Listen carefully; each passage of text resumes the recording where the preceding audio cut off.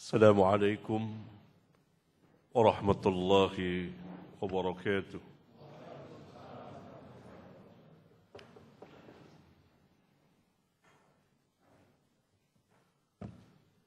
إن الحمد لله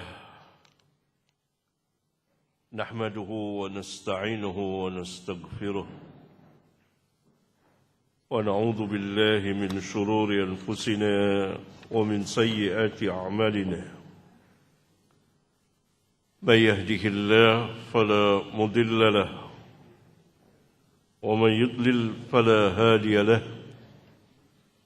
وأشهد أن لا إله إلا الله وحده لا شريك له وأشهد أن محمدا عبده ورسوله. أما بعد. Saudara-saudara, ikhwan dan akhwat yang saya muliakan,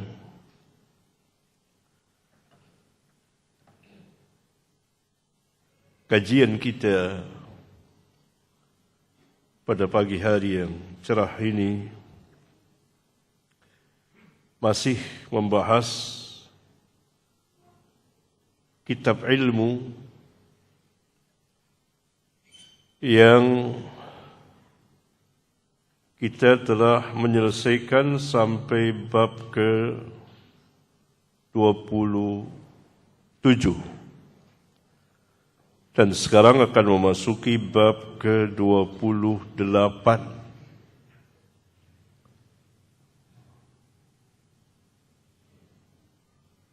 Karena kitab ini terdiri dari 35 bab sebanyak 67 hadis.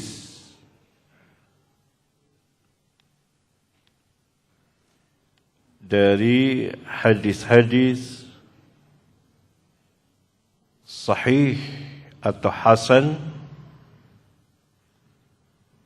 yang secara khusus berbicara mengenai ilmu. Dan sering saya ulang-ulang bahwa salah satu kekuatan agama Islam yang terbesar adalah ilmu. Karena Islam mendasari segala sesuatunya dengan ilmu. Dan Islam melarang berbicara dan berbuat tanpa ilmu.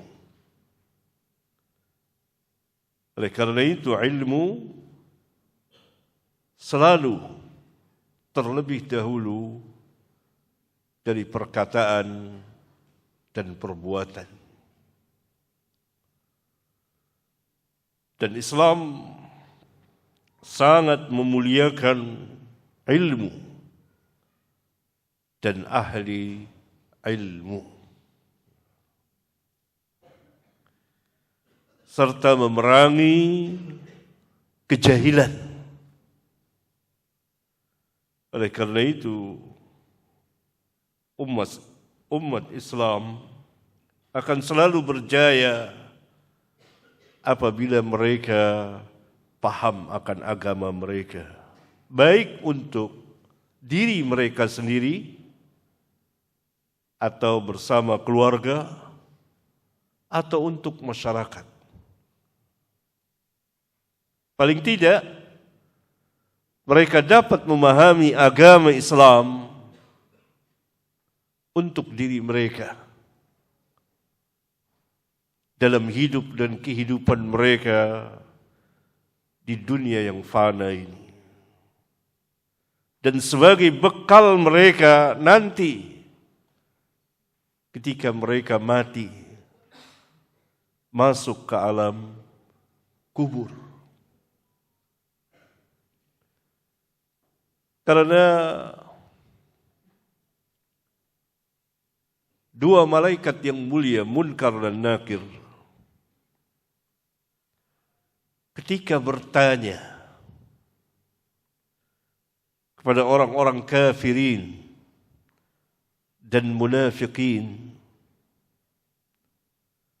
tentang Rasulullah sallallahu alaihi wasallam. Yani tahukah engkau laki-laki itu, yani laki-laki yang sangat terkenal ini, yani Nabi Muhammad sallallahu alaihi wasallam, orang-orang kafirin tidak bisa menjawab.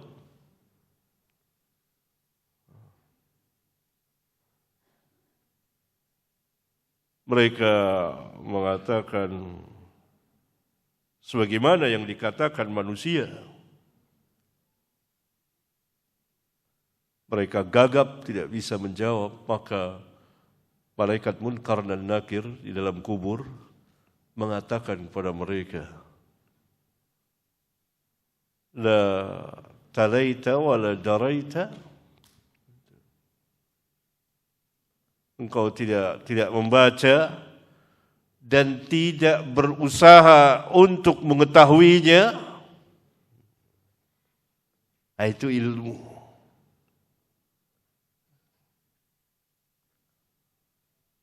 Maka dipukullah orang kafir di dalam kubur itu. Di antara kedua telinganya sini. Maka ia berteriak sekeras-kerasnya yang didengar oleh makhluk yang sekelilingnya, sekeliling kubur itu, kecuali manusia dan jin.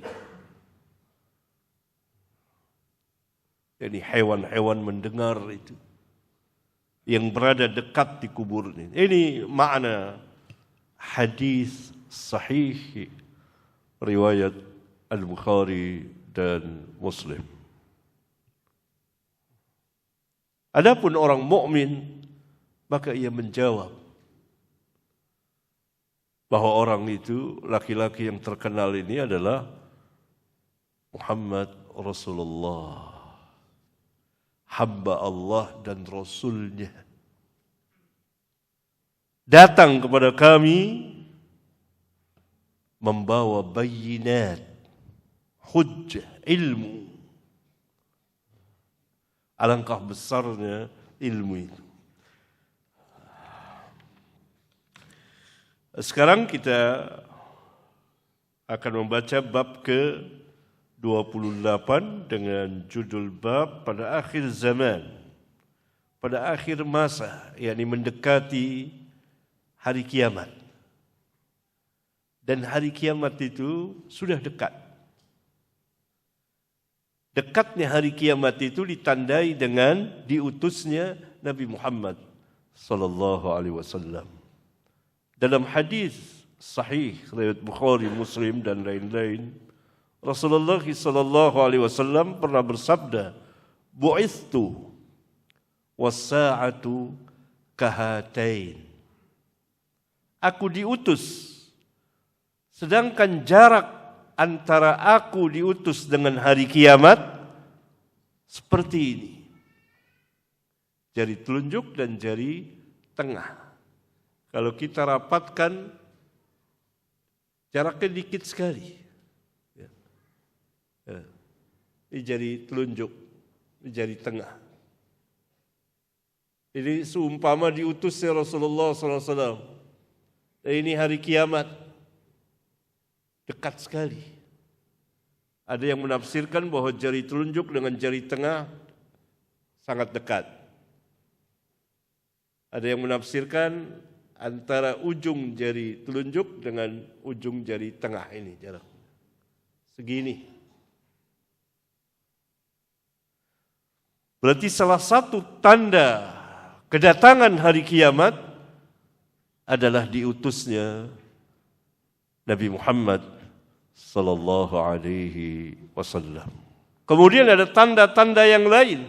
Di antaranya adalah manusia mencari ilmu dari ahli bid'ah. Bid'ah ialah sesuatu yang dimasukkan orang ke dalam agama yang tidak ada asal-usulnya dari agama, yang tidak pernah diajarkan oleh Rasulullah sallallahu alaihi wasallam. Nah, ahlinya adalah yang mengajarkannya, yang melakukannya, yang terus-menerus mengerjakannya. Maka ciri atau tanda kedatangan hari kiamat salah satunya manusia berbondong-bondong belajar atau mencari ilmu dari ahli bid'ah ini. Dalam hadis yang sangat terkenal sekali, sahih, yaitu hadis ke-51 dari jalan Abu Umayyah Al-Jumahi, bahwa Rasulullah sallallahu alaihi wasallam bersabda, "Inna min asyratis saati." Sesungguhnya sebagian di antara tanda-tanda hari kiamat menunjukkan bahwa tanda-tanda hari kiamat itu banyak sekali dan sekarang sedang berlangsung. Tanda-tanda yang kecil. Nanti akan datang tanda-tanda yang besar. Puncaknya adalah matahari terbit dari tempat terbenamnya. Saat itu pintu taubat ditutup. Tanda yang besar lagi adalah turunnya Nabi yang mulia Isa bin Maryam alaihi salatu wassalam. Tanda yang besar lagi adalah keluarnya Dajjal, kemudian Ya'jud wa Ma'jud, kemudian keluar binatang dari bumi yang berbicara. Itu ada ayat Al-Quran, dari ayat Al-Quran dan hadis-hadis sahih, begitu banyak. Tanda-tanda besar. Di antara tanda-tanda hari kiamat, ayyul tamasal ilmu indal asagir. Dicarinya ilmu itu. Yang dimaksud ilmu di sini ilmu agama. Dari orang-orang yang kecil, al-asagir. yakni kecil usianya, masih pemula di dalam ilmu agama atau tidak mengerti ilmu din. Yang dimaksud dengan al-asagir juga adalah ahlul bid'ah, ahli bid'ah yang menyebarkan bid'ah di tengah-tengah manusia, para penganjur bid'ah.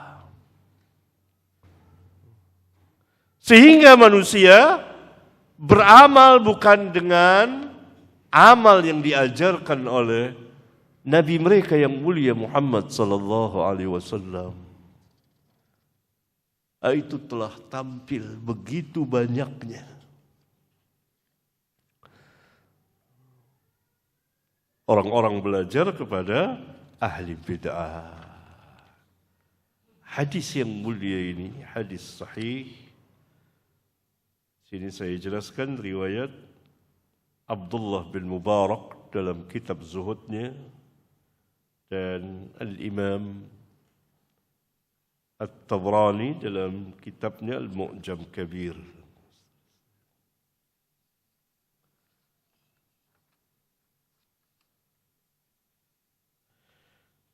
Kemudian bab yang ke-29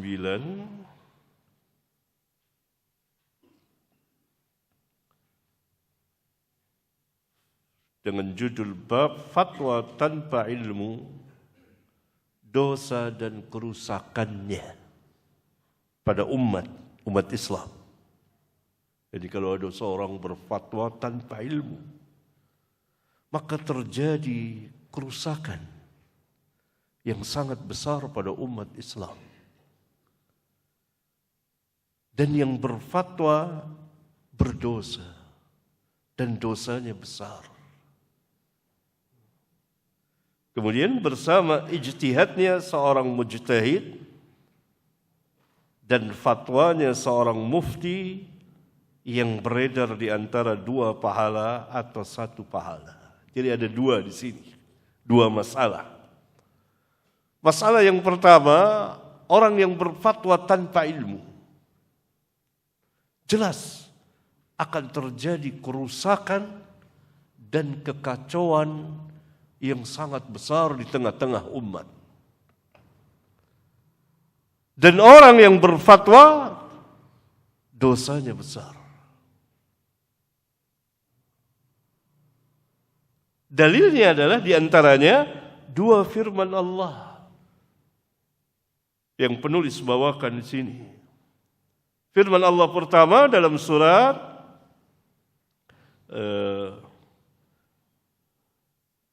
Al-Isra ayat 36, "Wala taqfu ma laysa laka bihi 'ilm. Inna as-sam'a wal basara wal fu'ada kullu ulaika kana 'anhu mas'ula." Janganlah engkau mengatakan sesuatu yang engkau tidak mempunyai ilmu tentangnya. Apa yang kau bicarakan itu, apa yang kau katakan itu, engkau tidak memiliki ilmunya. Jangan katakan. Mengapa? Karena sesungguhnya pendengaran dan penglihatan serta hati, semuanya itu nanti akan ditanya oleh Allah Subhanahu wa taala pada hari kiamat. Ayat ini mengandung hukum pertama, larangan mengatakan sesuatu tanpa ilmu.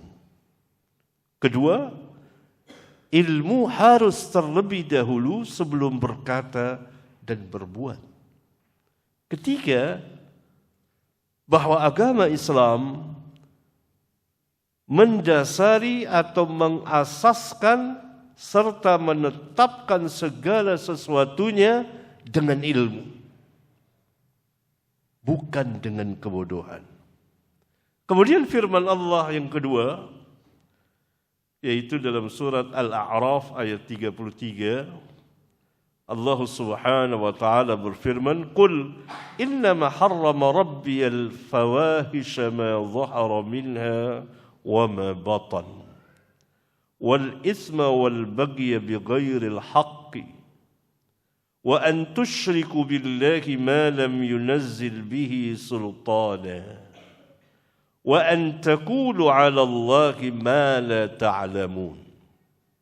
Yang artinya, katakanlah hai Muhammad kepada manusia, sesungguhnya Rabbku hanya mengharamkan fawahish. Fawahish itu bentuk jamak dari fahisyah. Fahisyah artinya perbuatan yang keji, yang dijauhi oleh manusia. Baik yang tampak ataupun yang tersembunyi. Ini yang pertama, pengharaman pertama. Yang kedua, dan perbuatan dosa, yakni perbuatan maksiat yang dikerjakan oleh seseorang terhadap dirinya. Dia melakukan dosa. Ini yang kedua. Yang ketiga, dan al-baghyu. Al-baghyu adalah melanggar hak manusia atau berbuat zalim kepada mereka. Yang ketiga. Kemudian yang keempat, dan kamu mempersekutukan Allah dengan sesuatu yang Allah tidak pernah menurunkan hujjah untuk itu. Yang keempat adalah dosa asyirku billah, menyekutukan Allah dengan sesuatu apapun. Padahal Allah Subhanahu wa taala tidak pernah menerangkan hal yang seperti itu. Hal yang demikian. Dan yang terakhir, yang terbesar dari semuanya, dan kamu mengatakan atas nama Allah tanpa ilmu, dosanya sangat besar. Karena orang berbicara tanpa ilmu dapat berbuat dosa, dapat berbuat kezaliman, dapat melakukan fahisyah, dapat mengerjakan kesyirikan, semuanya dilakukan tanpa ilmu. Oleh karena itu berbicara atas nama Allah tanpa ilmu, atas nama agama Allah, atas nama syariat agama Allah, atas nama nabinya, atas nama agamanya, dan seterusnya tanpa ilmu, dosanya tertinggi, terbesar. Karena orang-orang melakukan kesyirikan kepada Allah itu disebabkan tanpa ilmu, berbicara melakukan tanpa ilmu. Nah, ini masalah yang pertama, fatwa tanpa ilmu. Dosa dan kerusakannya.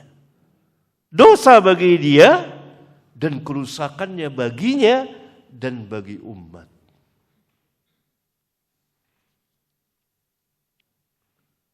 Masalah yang kedua, mujtahid. Apabila seorang mujtahid berijtihad, yang benar-benar dia ahli ijtihad, ahli fatwa, dan dia berfatwa, maka salah benar dia diberi pahala. Kalau benar maka dia mendapat 2 pahala, dan kalau salah dia mendapat 1 pahala.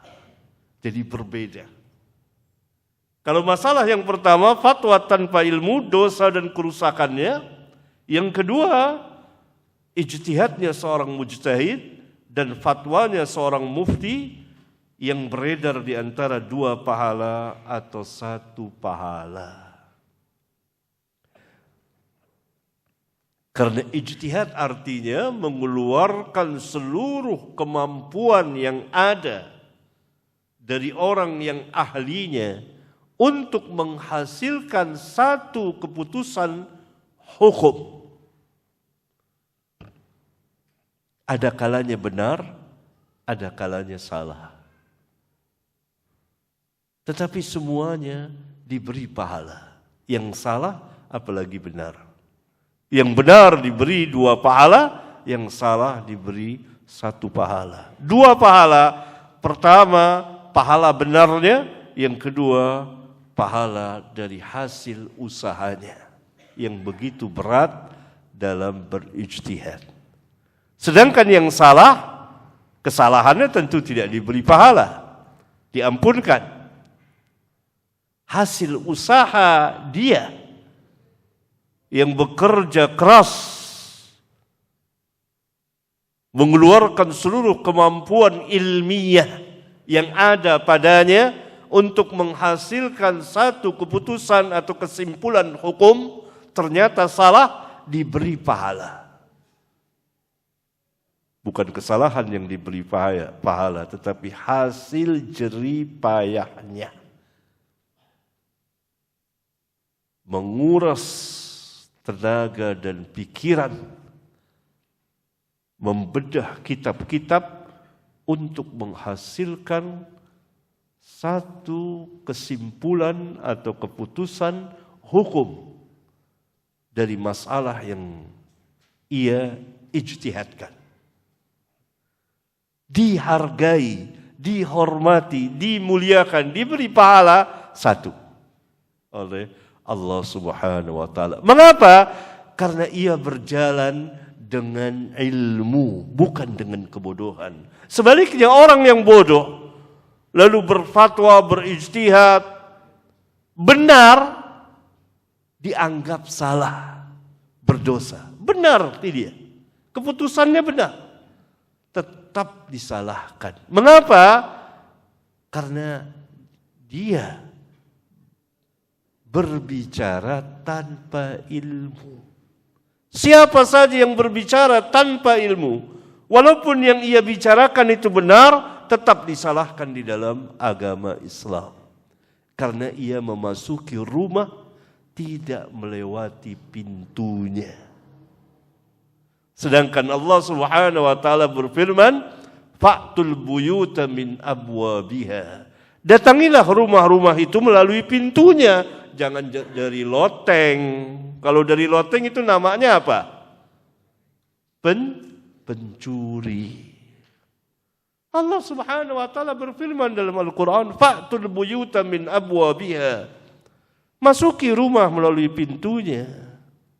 Seperti kita masuk ke ruangan ini kan melalui pintu. Bukan dari atas sana. Kalau ada orang naik dari atas sana tentu kita akan teriaki, ini siapa? Maling.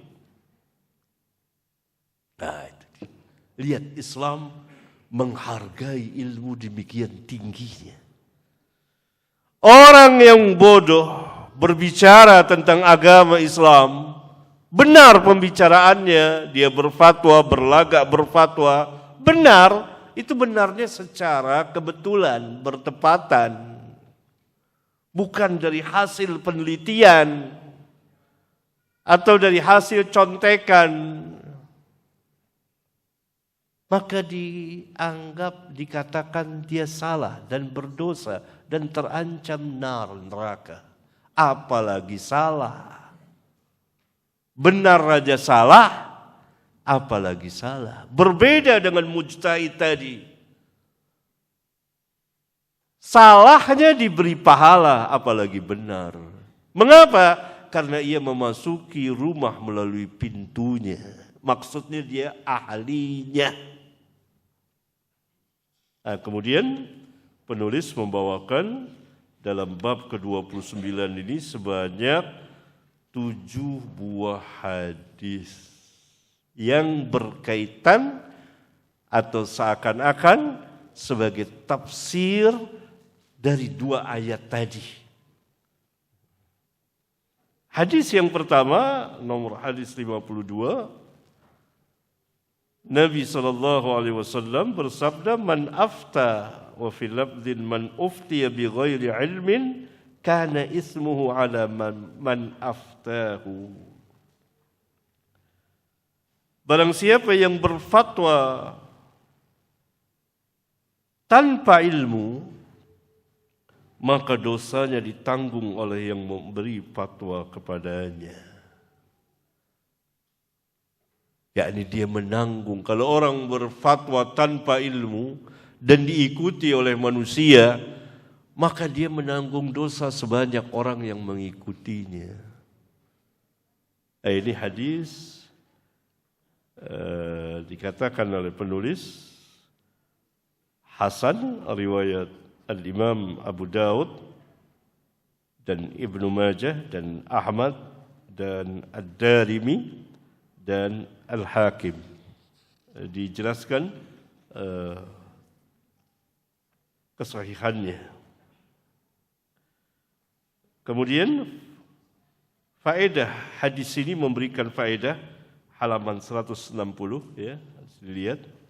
Di antaranya telah memberikan pelajaran kepada umat Islam agar meminta fatwa dari ahlinya, yaitu ahli ilmu dan ahli fatwa, bukan dari orang-orang yang bodoh meskipun mereka terkenal dengan ceramah-ceramahnya.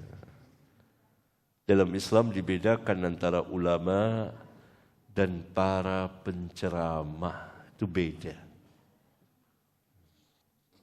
Kemudian hadis yang kedua, hadis yang sangat terkenal sekali, bahwa Allah Subhanahu wa taala nanti akan mencabut ilmu agama ini dengan diwafatkannya para ulama yang memiliki ilmu itu. Ketika ilmu sudah tidak ada lagi, dengan wafatnya begitu banyak para ulama, atau ilmu tinggal sedikit sekali, maka tampillah orang-orang yang bodoh. Dan manusia mengangkat mereka sebagai pemimpin-pemimpin.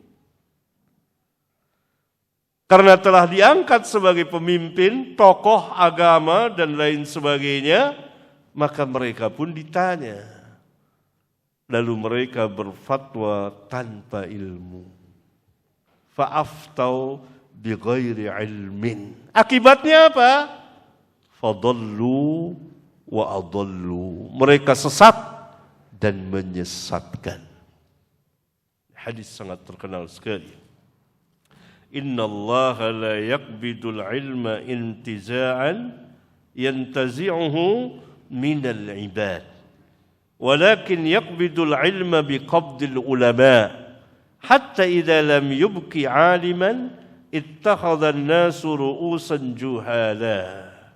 Fasu'ilu fa'aftau bighairi 'ilmin wa fi riwayatin bi ra'yihim fadallu wa adallu.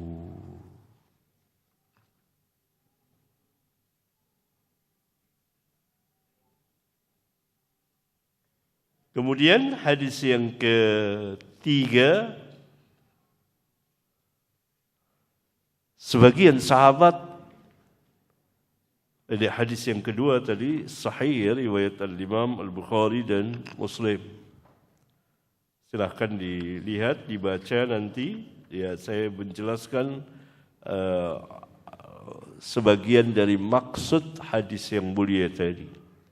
Kemudian hadis yang ketiga, juga hadis sahih li ghairihi, dikeluarkan oleh Al-Imam Abu Daud.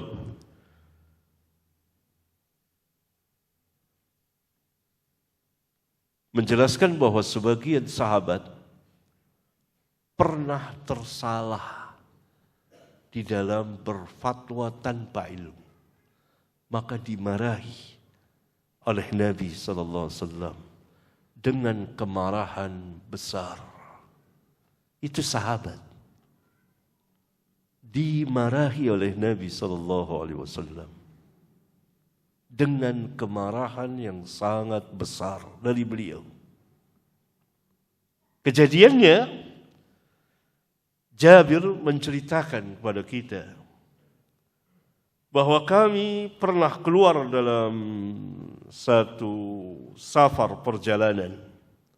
Lalu salah seorang laki-laki dari kami terkena sebuah batu yang melukai kepalanya. Dan dia pun bermimpi, yakni berjanabah. Kemudian dia bertanya kepada sahabat-sahabatnya, kepada teman-temannya, apakah kamu mendapati rukhsah, keringanan bagiku, untukku, untuk bertayamum? Adakah keringanan bagiku untuk bertayamum sehubungan aku terluka kepalaku dan aku bermimpi bersetubuh, yakni berjanabah, sehingga kalau aku mandi aku tidak sanggup. Yakni dia khawatir terjadi sesuatu. Mereka, teman-temannya menjawab, kami tidak mendapati bagimu keringanan untuk tayamum sebagai pengganti mandi janabah dan wudu, sedang engkau masih sanggup menggunakan air. Lalu orang itu pun mandi, yakni mandi janabah. Kemudian dia mati disebabkan luka yang ada di kepalanya. Mati orang itu. Fatwa yang salah. Padahal dia diberi rukhsah keringanan untuk tayamum. Karena tidak sanggup menggunakan air atau merasa berat menggunakan air karena ada luka. Tapi kawan-kawannya tetap mengatakan tidak ada keringanan bagimu untuk bertayamum. Padahal engkau masih sanggup mandi. Lalu orang itu mandi, mati. Ketika kami, kata Jabir, datang menemui Nabi SAW di Madinah, dikabarkanlah kepada beliau kejadian itu. Maka beliau bersabda, mereka telah membunuhnya. Semoga Allah membunuh mereka. Amarah Nabi dengan sangat keras. Beliau bersabda, qataluhu, qatalahumullah. Mereka telah membunuhnya, yakni fatwa mereka menyebabkan orang itu mati.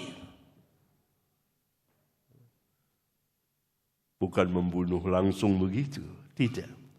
Tapi fatwa mereka menyebabkan orang itu mati. semoga Allah membunuh mereka. Kemudian beliau mengatakan, alla sa'alu idza lam ya'lamu fa inna shifa'ul 'ayyi as-su'al.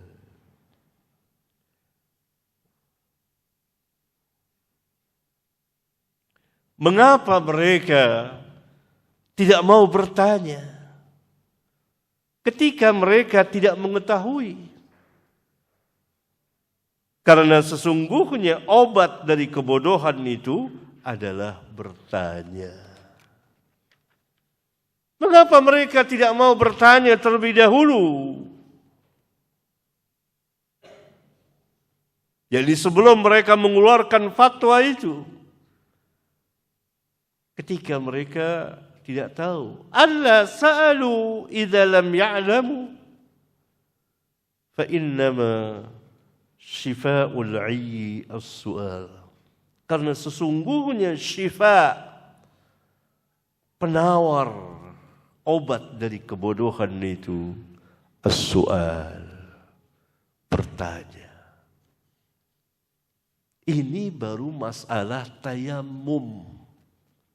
Fatwa yang salah mengakibatkan satu orang mati. Bagaimana dengan masalah-masalah yang lebih besar kewajibannya dari itu? Atau masalah-masalah larangan dan lain sebagainya.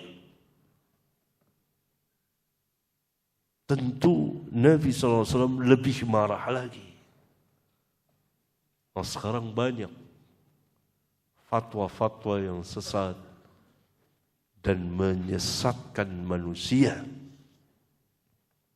dan membuat orang begitu banyak mati, baik mati fisik atau mati akal, pikiran dan hatinya.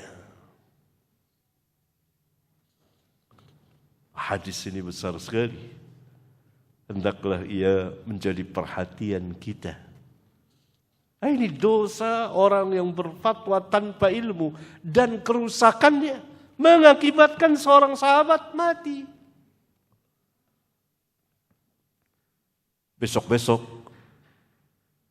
para sahabat atau sebagian sahabat itu mengambil pelajaran yang berharga dari kejadian ini.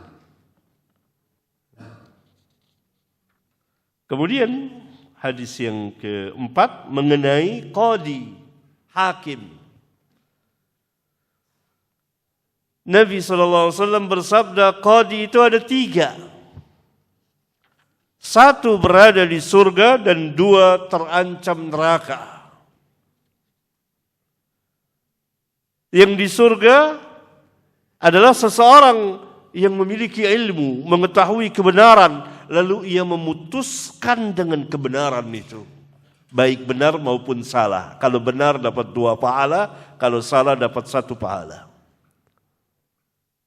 Ini jannah.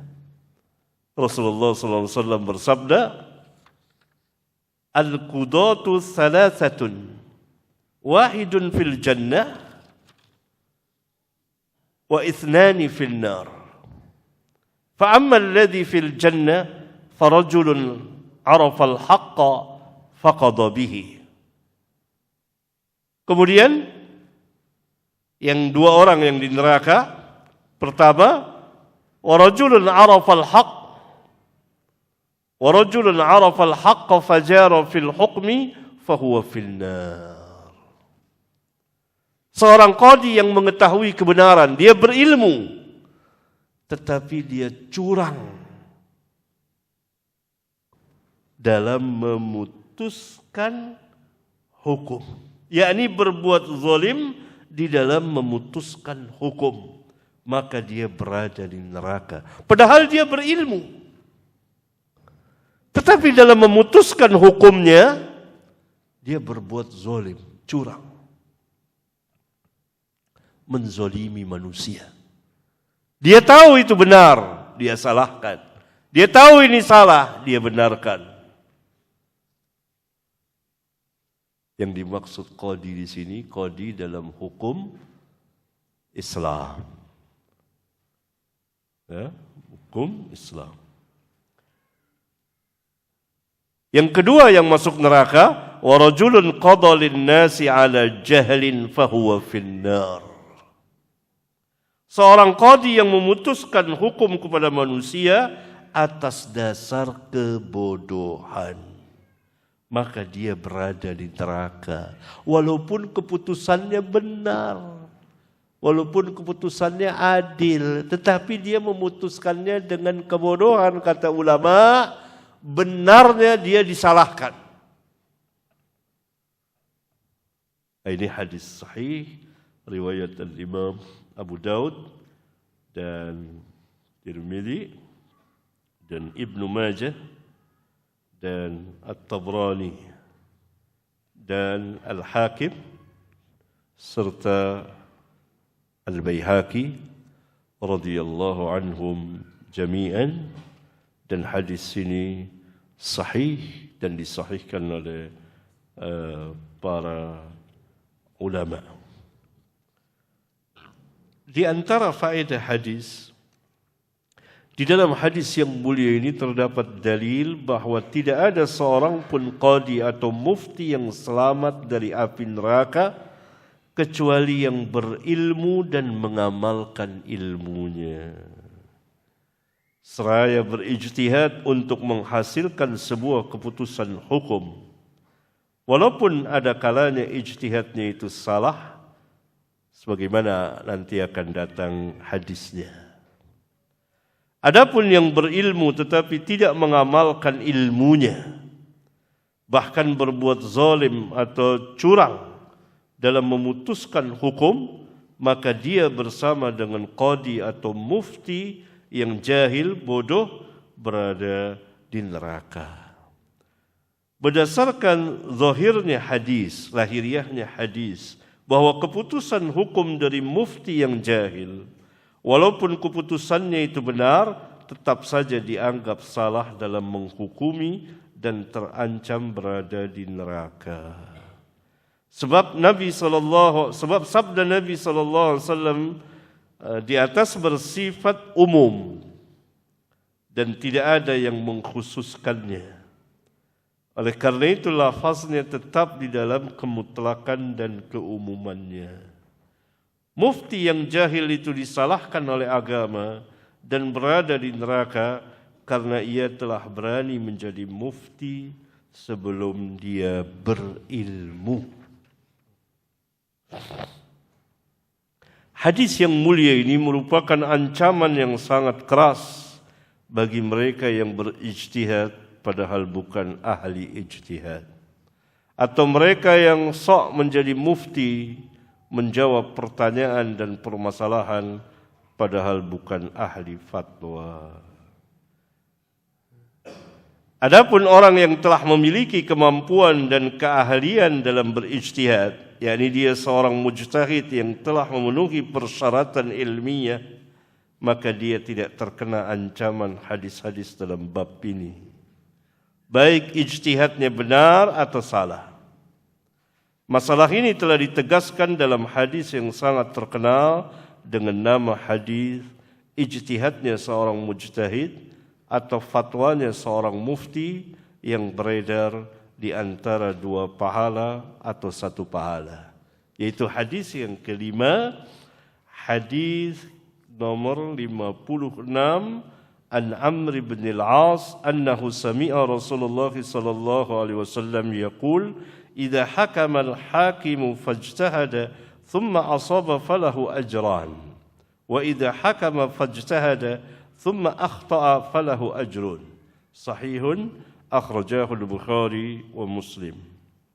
Dari Amr bin al-As bahwasanya dia pernah mendengar Rasulullah SAW bersabda, apabila seorang hakim memutuskan hukum dengan berijtihad dan ijtihadnya benar, maka dia mendapat dua pahala.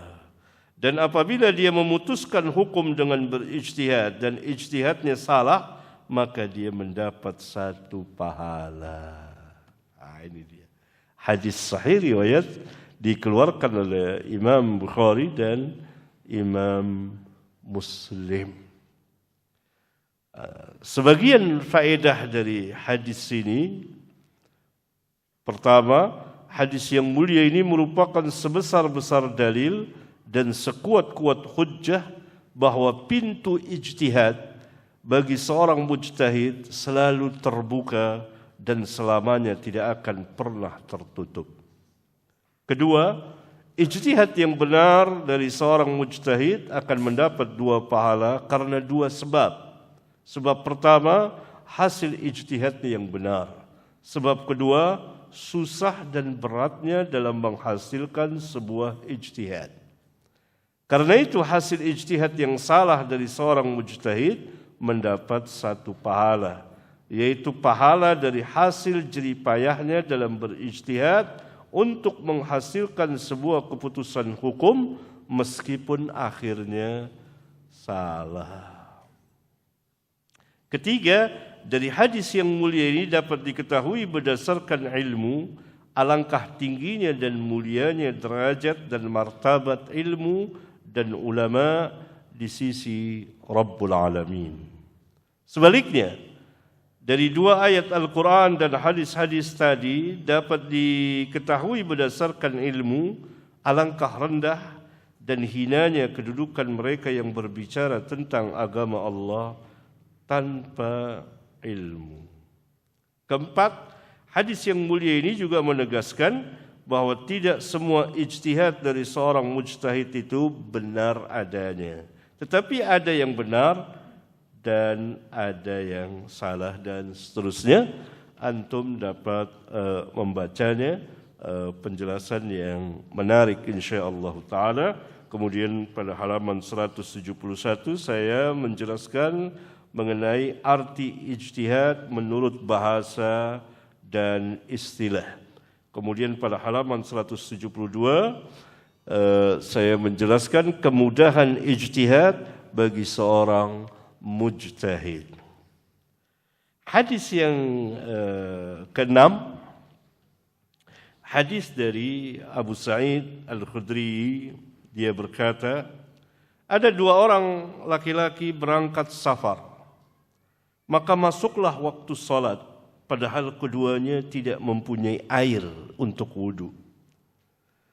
Kemudian keduanya tayammum dengan tanah yang bersih lalu salat. Kemudian setelah salat, pada waktu yang sama keduanya mendapatkan air.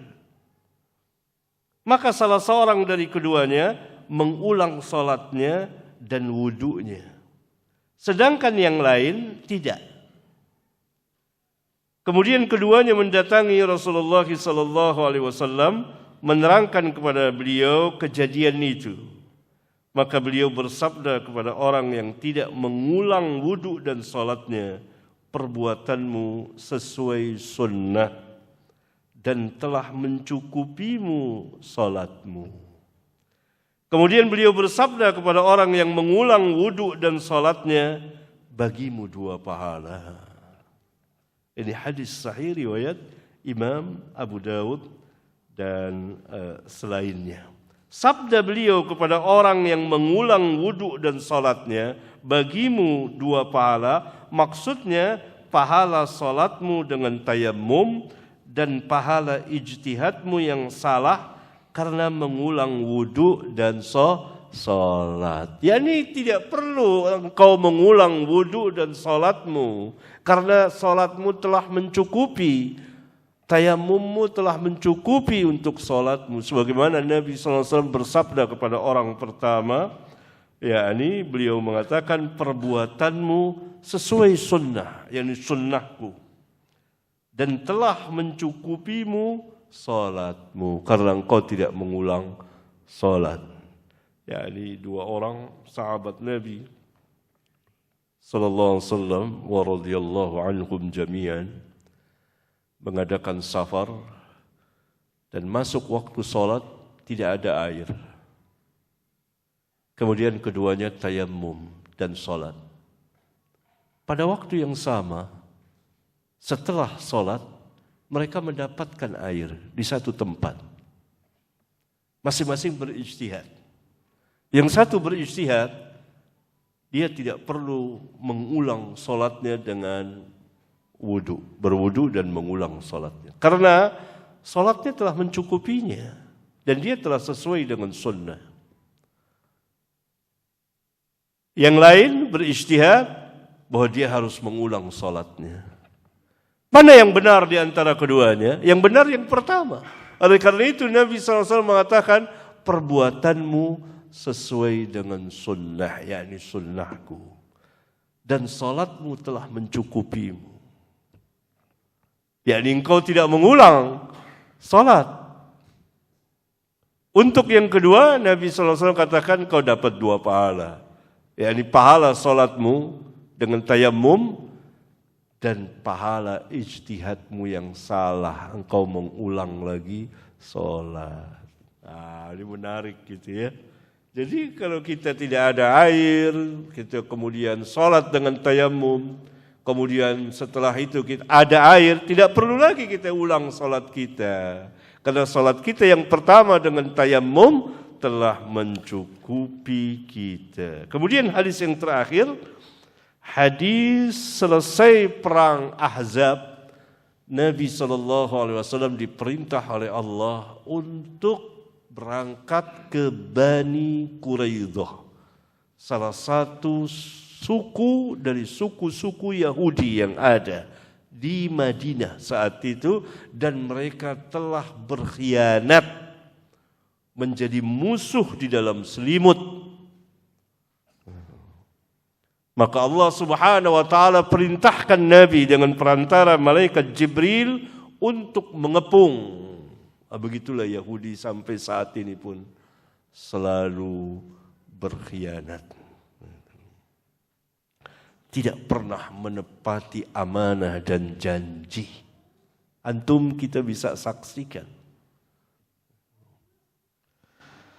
Ya, kemudian berangkatlah Nabi SAW bersama para sahabat mengepung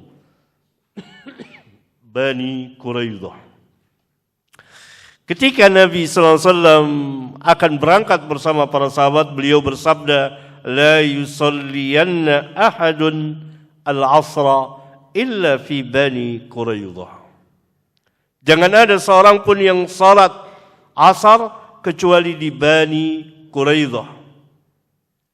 Di tengah perjalanan masuk waktu asar. Maka berselisih para sahabat. Sebagian ketika masuk salat asar, salat mereka di tengah jalan. Karena mereka beranggapan bahwa sabda Nabi SAW tidak melarang kita secara mutlak. Maksudnya adalah agar kita bersegera atau cepat-cepat sampai di Bani Quraidah. Mereka salat di tengah jalan. Sebagian sahabat lagi tidak salat di tengah jalan, tapi di Bani Quraidah. Walaupun waktu asar telah habis dan masuk waktu maghrib. Berpegang dengan zahirnya hadis. Dan perselisihan para sahabat itu disampaikan kepada Nabi SAW. Fadzukira lin Nabi SAW. Falam yu'annif wahidan minhum. Dan beliau tidak mencela seorang pun dari mereka. Yakni beliau membiarkan para sahabat berselisih dengan perselisihan ilmiah, ijtihadiyah, dan masing-masing berdiri dengan ijtihadnya. Hadis ini sangat besar sekali sehingga Al-Imam An-Nawawi rahimahullah taala di sini saya bawakan. Di dalam hadis ini terdapat dalil bagi orang yang berpegang dengan mafhum, qiyas dan makna. Demikian juga bagi orang yang berpegang dengan zahir nas. Juga terdapat dalil bahwa mujtahid tidak tercela. Yakni tidak boleh dicela mujtahid itu terhadap apa yang ia kerjakan dengan ijtihadnya apabila ia telah menguras kemampuannya dalam berijtihad. Karena itu Nabi SAW tidak mencela seorang pun di antara dua kelompok para sahabat yang berselisih mengenai salat asar. Di tengah jalankah atau di Bani Quraidah. Karena ini perselisihan ilmiah yang tidak menimbulkan perpecahan, pertengkaran, karena dengan ilmu dan perselisihan ijtihadiyah, dan ini mulia.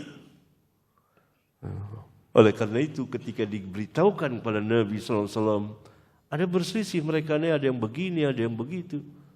Nabi SAW diam dan tidak mencela seorang pun di antara mereka. Nah, ini hadis mujtahid. Beberapa hadis. Dan hadis juga menjelaskan, sebagian hadis menjelaskan ancaman bagi mereka yang berfatwa tanpa ilmu.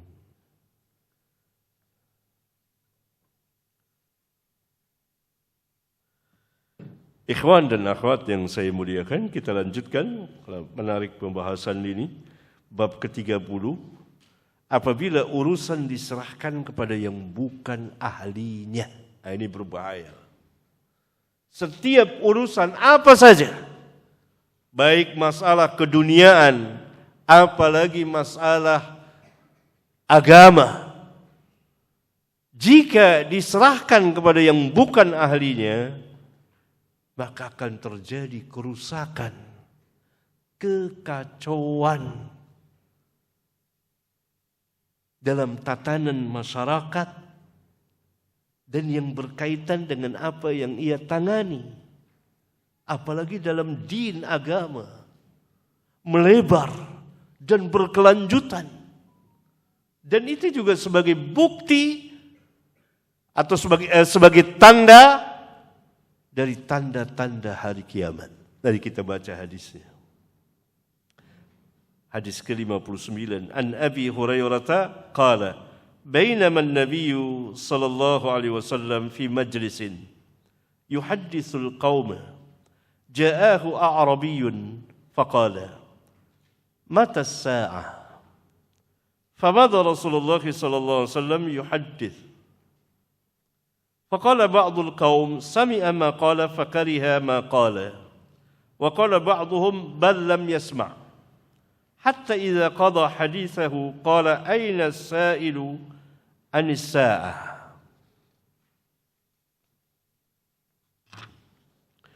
قال ها أنا يا رسول الله قال فإذا ضيعت الأمانة فإذا ضيعت الأمانة فانتظر الساعة قال كيف إضاعتها قال إذا وسد الأمر إلى غير أهله فانتظر الساعة صحيح رواه البخاري.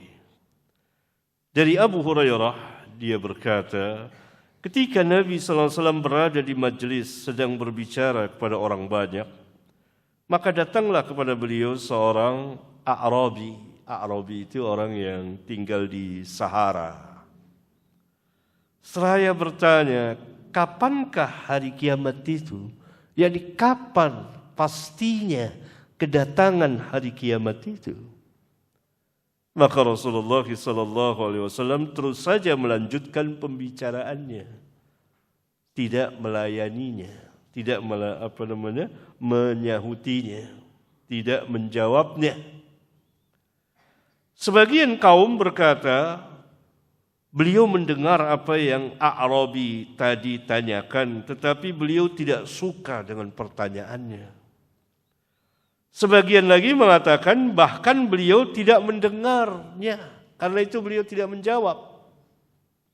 Sehingga ketika beliau telah menyelesaikan pembicaraannya, beliau bertanya, siapakah orang yang tadi bertanya tentang hari kiamat? Orang itu menjawab, saya, wahai Rasulullah. Beliau menjawab, apabila amanah telah disia-siakan, maka tunggulah kedatangan hari kiamat. Orang itu bertanya lagi, bagaimanakah amanat itu disia-siakan? Beliau menjawab, apabila urusan telah diserahkan untuk mengurusnya kepada orang yang bukan ahlinya, maka tunggulah kedatangan hari kiamat. Ya, ini hadis sahih riwayat Imam Bukhari. Urusan yang dimaksud ialah urusan yang berkaitan dengan din, agama, seperti khilafah, kepemimpinan, imarah, pemerintahan, qudha, jabatan sebagai hakim atau qadi, dan ifta, jabatan sebagai mufti, dan seterusnya. Maka apabila semuanya itu atau sebagiannya telah diserahkan kepada yang bukan ahlinya, yakni kepada mereka yang jahil terhadap agamanya, dan itulah yang dimaksud bahwa amanat telah disia-siakan, maka tunggulah kedatangan hari kiamat. Karena hal itu sebagai salah satu tanda dari tanda-tanda kedatangan hari kiamat. Dan seterusnya. Ini menyerahkan urusan kepada yang bukan ahlinya. Sehingga sabda Rasulullah SAW sangat terkenal, "Idza wussidal amru ila ghairi ahlihi fantadhiris sa'ah." Apabila urusan disandarkan, diserahkan maksudnya kepada yang bukan ahlinya, yang tidak cakap dalam mengurusnya, maka tunggulah kedatangan hari kiamat. Menunjukkan menyerahkan urusan, dan urusan itu merupakan apa? Amanah. Jika antum diserahkan satu tugas untuk mengurusnya, berarti antum diberi amanah untuk mengurus urusan yang diserahkan, diamanatkan kepada antum. Jika antum bukan ahlinya, maka akan terjadi kerusakan.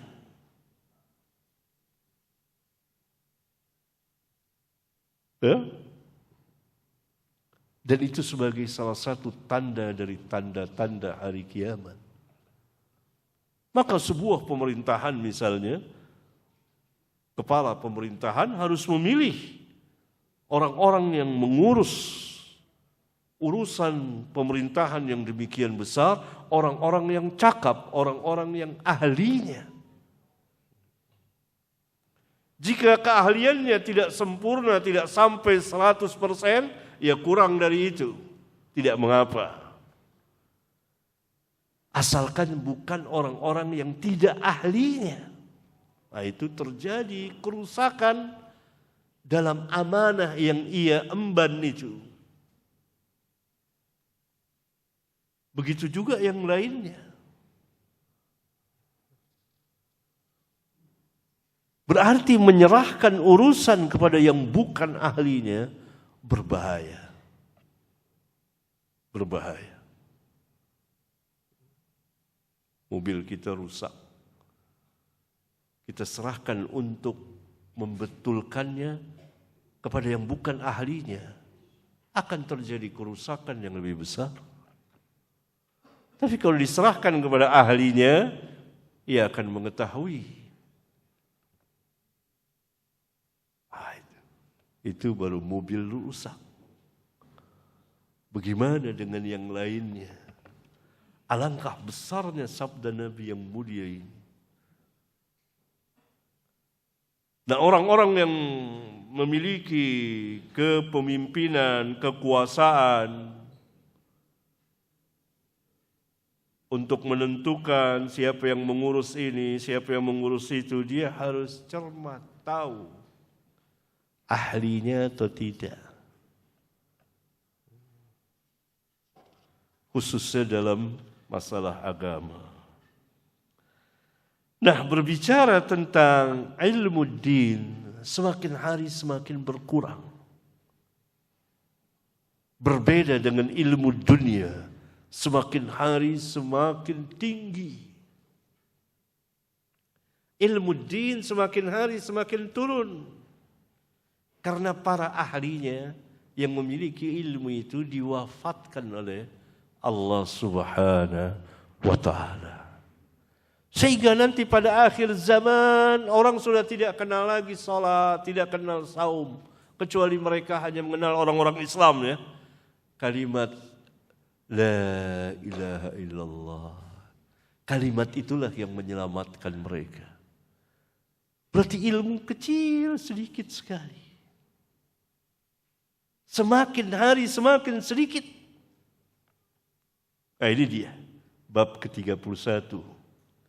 Ketika ilmu agama diangkat, maka yang tersisa dari ilmu hanya sedikit sekali, sehingga nyatalah, tampaklah kejahilan. Terang-terangan kebodohan itu dalam masalah agama. Tapi masalah dunia, ilmu semakin hari semakin tinggi sekali. Sudah ada mobil terbang. Nanti orang mungkin semuanya di udara. Tapi ilmu din sedikit, orang makin bodoh terhadap agama. Karena itu ambil kesempatan dalam waktu yang singkat ini. Kehidupan dunia. Nah, ini bab 31 ada 4 buah hadis. Hadis yang pertama, hadis ke-60. An Abi Wa'il qala kuntu jalisan ma'a Abdullah wa Abi Musa. Faqala qala Rasulullah sallallahu alaihi wasallam inna baina yaday as-sa'ati ayyaman yurfa'u fiha al-'ilmu wa yanzilu fiha al-jahlu wa yakthuru fiha al-harju wal harju al-qatlu. Sahihun rawahu al-Bukhari wa Muslim. Dari Abu Wa'il, dia berkata, aku duduk bersama Abdullah bin Mas'ud dan Abu Musa al-Ash'ari, dua orang sahabat besar radhiyallahu anhum jami'an. Maka keduanya berkata menceritakan hadis dari Nabi yang mulia sallallahu alaihi wasallam bahwa Rasulullah sallallahu alaihi wasallam pernah bersabda, sesungguhnya di hadapan kedatangan hari kiamat. Nah, ini tanda-tanda lagi hari kiamat. Terdapat hari-hari. Ini hari-hari kita kelihatannya. Hari-hari diangkatnya ilmu dan turunnya kejahilan serta banyaknya al-harju, yaitu pembunuhan. Hampir setiap hari terjadi pembunuhan. Ini hari-hari yang kita lalui. Bahkan hari-hari sebelumnya. Hadis sahih riwayat Imam Al-Bukhari dan Imam Muslim. Hadis yang kedua, hadis nomor 61. An Anasin qala qala Rasulullah sallallahu alaihi wasallam inna min ashratis sa'ah ay yurfa'a al-'ilmu wa fi riwayatin ay yaqilla al-'ilmu wa yathbuta wa fi riwayatin yadhhara al-jahlu wa yushrab al-khamru wa yadhhara wa fi riwayatin yabshu az-zina wa takthura an-nisa wa yaqilla ar-rijalu hatta yakuna li 50 imra'atan al-qayyim al-wahid wa yaqilla ar-rijalu hatta yakuna li 50 imra'atan al-qayyim al-wahid. Sahihun rawahu al-Bukhari wa Muslim. Dari Anas, yakni Anas bin Malik radhiyallahu taala anhu, dia berkata Rasulullah sallallahu alaihi wasallam telah bersabda, sesungguhnya di antara tanda-tanda hari kiamat ialah diangkatnya ilmu. Dalam riwayat lain, sedikitnya ilmu. Kokohnya kebodohan. Kebodohan itu kokoh kuat sekali. Dalam riwayat yang lain, nyata dan tampak jelas kebodohan itu. Tidak malu-malu lagi. Kemudian diminumnya khamr, minuman keras. Nyata, jelas dan terang. Dalam riwayat lain tersebarnya perzinahan di mana-mana. Nah, orang-orang menentang pernikahan, menunda pernikahan, menentang poligami, tersebar perzinahan. Banyak sekali wanita dan sedikit laki-laki. Ini musibah. Sehingga perbandingannya untuk 50 orang wanita yang mengurusnya, bukan yang mengawininya. Yang mengurusnya hanya seorang laki-laki.